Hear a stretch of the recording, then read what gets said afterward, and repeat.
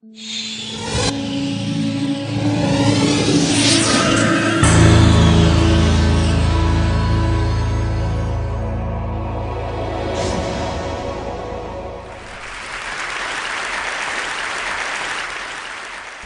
do you explain when things don't go as we assume? Or better, how do you explain when others are able to achieve things that seem to defy all of the assumptions? For example, why is Apple so innovative? Year after year after year after year, they're more innovative than all their competition. And yet, they're just a computer company. They're just like everyone else. They have the same access to the same talent, the same agencies, the same consultants, the same media. Then why is it that they seem to have something different? Why is it that Martin Luther King led the civil rights movement? He wasn't the only man who suffered in a pre-civil rights America, and he certainly wasn't the only great orator of the day. Why him? And why is it that the Wright brothers were able to figure out controlled powered manned flight when there were certainly other teams who were better qualified, better funded, and they didn't achieve powered manned flight, and the Wright brothers beat them to it? There's something else at play here. About 3.5 years ago, I made a discovery, and this discovery profoundly changed my view on how I thought the world worked, and it even profoundly changed the way in which I operate in it. As it turns out, there's a pattern. As it turns out, all the great and inspiring leaders and organizations in the world, whether it's Apple or Martin Luther King or the Wright brothers, they all think, act, and communicate the exact same way, and it's the complete opposite to everyone else. All I did was codify it. And it's probably the world's simplest idea. I call it the golden circle.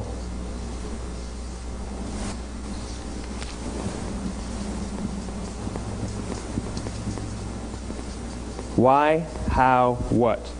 This little idea explains why some organizations and some leaders are able to inspire where others aren't. Let me define the terms really quickly. Every single person, every single organization on the planet knows what they do 100%. Some know how they do it, whether you call it your differentiating value proposition or your proprietary process or your USP. But very, very few people or organizations know why they do what they do. And by why, I don't mean to make a profit. That's a result. It's always a result. By why, I mean what's your purpose? What's your cause? What's your belief? Why does your organization exist? Why do you get out of bed in the morning? And why should anyone care? Well, as a result, the way we think, the way we act, the way we communicate is from the outside in. It's obvious. We go from the clearest thing to the fuzziest thing. But the inspired leaders and the inspired organizations, regardless of their size, regardless of their industry, all think, act, and communicate from the inside out. Let me give you an example. I use Apple because they're easy to understand and everybody gets it. If Apple were like everyone else, a marketing message from them might sound like this. We make great computers. They're beautifully designed, simple to use, and user-friendly. Want to buy one? Meh. And that's how most of us communicate. That's how most marketing is done, that's how most sales is done, and that's how most of us communicate interpersonally. We say what we do, we say how we're different or how we're better, and we expect some sort of behavior, a purchase, a vote, something like that. Here's our new law firm. We have the best lawyers with the biggest clients. We have, we always perform for our clients, do business with us. Here's our new car. It gets great gas mileage. It has, leather seats. Buy our car. But it's uninspiring. Here's how Apple actually communicates. Everything we do, we believe in challenging the status quo. We believe in thinking differently. The way we challenge the status quo is by making our products beautifully designed, simple to use, and user-friendly. We just happen to make great computers. Want to buy one?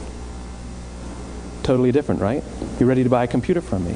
All I did was reverse the order of the information. What it proves to us is that people don't buy what you do, people buy why you do it. People don't buy what you do, they buy why you do it. This explains why every single person in this room is perfectly comfortable buying a computer from Apple. But we're also perfectly comfortable buying an MP3 player from Apple, or a phone from Apple, or a DVR from Apple. But as I said before, Apple's just a computer company. There's nothing that distinguishes them structurally from any of their competitors. Their competitors are all equally qualified to make all of these products. In fact, they tried. A few years ago, Gateway came out with flat-screen TVs. They're eminently qualified to make flat-screen TVs. They've been making flat-screen monitors for years. Nobody bought one. And Dell came out with MP3 players and PDAs. And they make great quality products, and they can make perfectly well-designed products, and nobody bought one. In fact, talking about it now, we can't even imagine buying an MP3 player from Dell. Why would you buy an MP3 player from a computer company? But we do it every day. People don't buy what you do, they buy why you do it. The goal is not to do business with everybody who needs what you have. The goal is to do business with people who believe what you believe. Here's the best part. None of what I'm telling you is my opinion. It's all grounded in the tenets of biology, not psychology, biology. If you look at a cross-section of the human brain, looking from the top down, what you see is the human brain is actually broken into 3 major components that correlate perfectly with the golden circle. Our newest brain, our Homo sapien brain, our neocortex, corresponds with the what level. The neocortex is responsible for all of our rational and analytical thought and language. The middle 2 sections make up our limbic brains, and our limbic brains are responsible for all of our feelings, like trust and loyalty. It's also responsible for all human behavior, all decision-making, and it has no capacity for language. In other words, when we communicate from the outside in, yes, people can understand vast amounts of complicated information like features and benefits and facts and figures. It just doesn't drive behavior. When we communicate from the inside out, we're talking directly to the part of the brain that controls behavior, and then we allow people to rationalize it with the tangible things we say and do. This is where gut decisions come from. You know, sometimes you can give somebody all the facts and your figures, and they say, I know what all the facts and details say, but it just doesn't feel right. Why would we use that verb? It doesn't feel right. Because the part of the brain that controls decision-making doesn't control language. And the best we can muster up is, I don't know, it just doesn't feel right. Or sometimes you say you're leading with your heart or you're leading with your soul. Well, I hate to break it to you, those aren't other body parts controlling your behavior. It's all happening here in your limbic brain, the part of the brain that controls decision-making and not language. But if you don't know why you do what you do, and people respond to why you do what you do, then how will you ever get people to vote for you or buy something from you, or more importantly, be loyal and want to be a part of what it is that you do? Again, the goal is not just to sell people who need what you have. The goal is to sell to people who believe what you believe. The goal is not just to hire people who need a job. It's to hire people who believe what you believe. I always say that, you know, there's, if you hire people just because they can do a job, they'll work for your money. But if you hire people who believe what you believe, they work for you with blood and sweat and tears. And nowhere else is there a better example of this than with the Wright brothers. Most people don't know about Samuel Pierpont Langley. And back in the early 20th century, the pursuit of powered man flight was like the dot-com of the day. Everybody was trying it. And Samuel Pierpont Langley had what we assume to be the recipe for success. I mean, even now, you ask people, why did your product or why did your company fail? And people always give you the same permutation of the same 3 things. Undercapitalized, the wrong people, bad market conditions. It's always the same 3 things. So let's explore that. Samuel Pierpont Langley was given $50,000 by the War Department to figure out this flying machine. Money was no problem. He held a seat at Harvard and worked at the Smithsonian and was extremely well connected. He knew all the big minds of the day. He hired the best minds money could find, and the market conditions were fantastic. The New York Times followed him around everywhere, and everyone was rooting for Langley. And how come we've never heard of Samuel Pierpont Langley? A few hundred miles away in Dayton, Ohio, Orville and Wilbur Wright.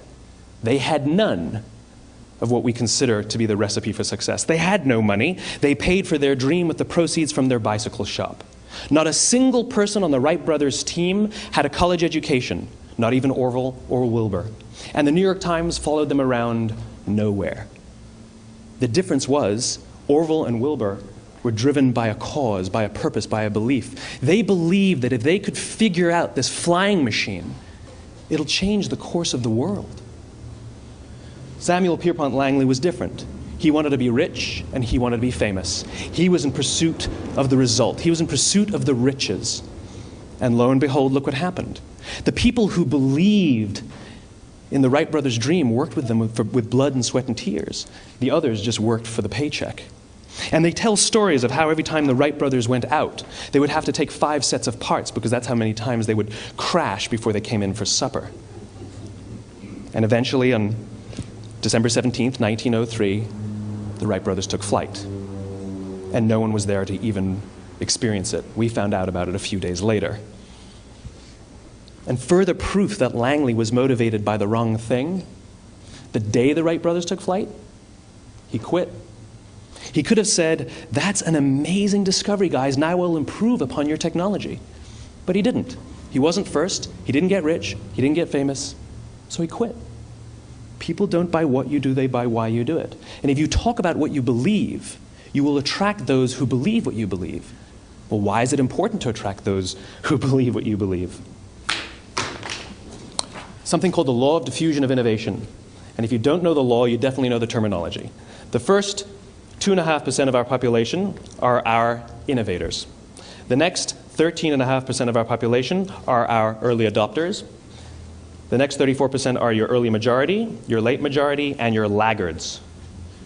The only reason these people buy touch-tone phones is because you can't buy rotary phones anymore. We all sit at various places at various times on the scale, but what the law of diffusion of innovation tells us is that if you want mass market success or mass market acceptance of an idea, you cannot have it until you achieve this tipping point between 15 and 18% market penetration, and then the system tips. And I love asking businesses, what's your conversion on new business? And they love to tell you, oh, it's about 10%, proudly. Well, you can trip over 10% of the customers. We all have about 10% who just get it. That's how we describe them, right? That's like that gut feeling, oh, they just get it. The problem is, how do you find the ones that just get it before you're doing business with them versus the ones who don't get it? So it's this here, this little gap, that you have to close, as Geoffrey Moore calls it, crossing the chasm. Because you see, the early majority will not try something until someone else has tried it first. And these guys, the innovators and the early adopters, they're comfortable making those gut decisions. They're more comfortable making those intuitive decisions that are driven by what they believe about the world, and not just what product is available. These are the people who stood online for 6 hours to buy an iPhone when they first came out, when you could have just walked into the store the next week and bought one off the shelf. These are the people who spent $40,000 on flat-screen TVs when they first came out, even though the technology was substandard. And by the way, they didn't do it because the technology was so great. They did it for themselves. It's because they wanted to be first. People don't buy what you do, they buy why you do it. And what you do simply proves what you believe. In fact, people will do the things that prove what they believe. The reason that person bought the iPhone in the first 6 hours, or stood in line for 6 hours, was because of what they believed about the world and how they wanted everybody to see them. They were first. People don't buy what you do, they buy why you do it. So let me give you a famous example, a famous failure and a famous success of the law of diffusion of innovation. First, the famous failure. It's a commercial example. As we said before a second ago, the recipe for success is money and the right people and the right marketing conditions, right? You should have success then. Look at TiVo. From the time TiVo came out about 8 or 9 years ago to this current day, they are the single highest quality product on the market. Hands down, there is no dispute. They were extremely well funded. Market conditions were fantastic. I mean, we use TiVo as a verb. I TiVo stuff on my piece of junk Time Warner DVR all the time. But TiVo is a commercial failure. They've never made money. And when they went IPO, their stock was at about $30 or $40 and then plummeted, and it's never traded above 10.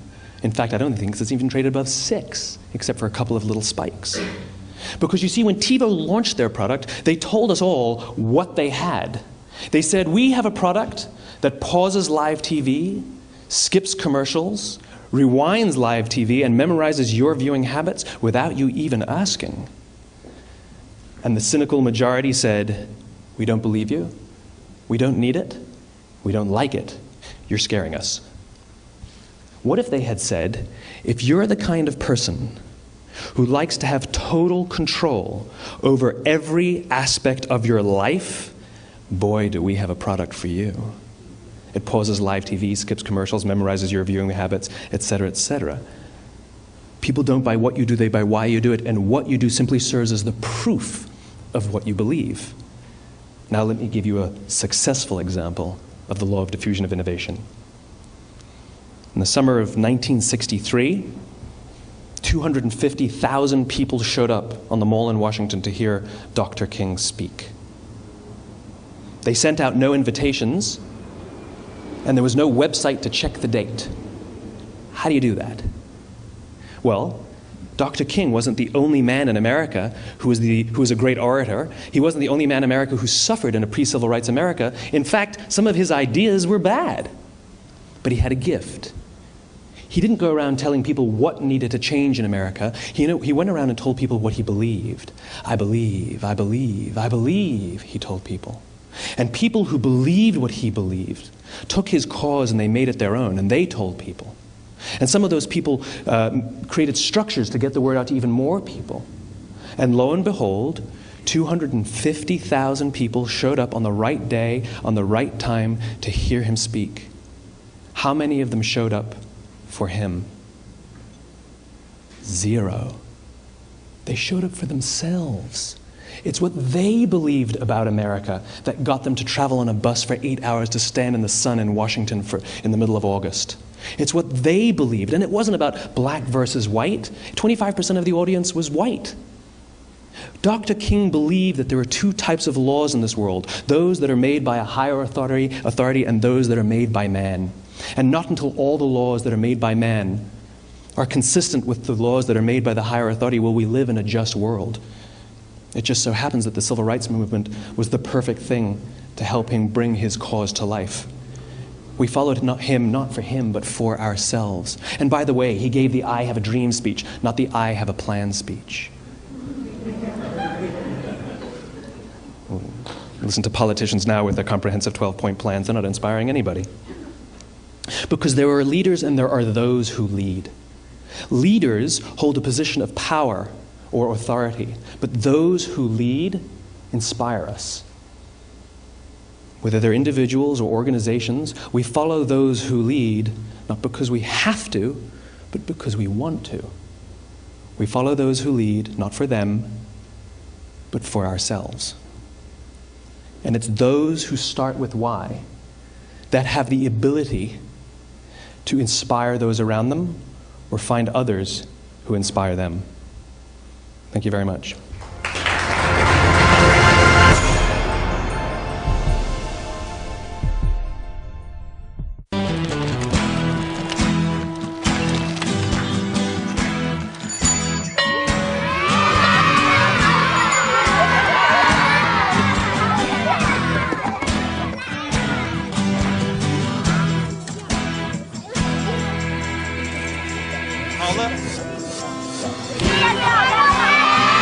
Sharing. That's video on the Human Network. Siska, welcome to the Human Network.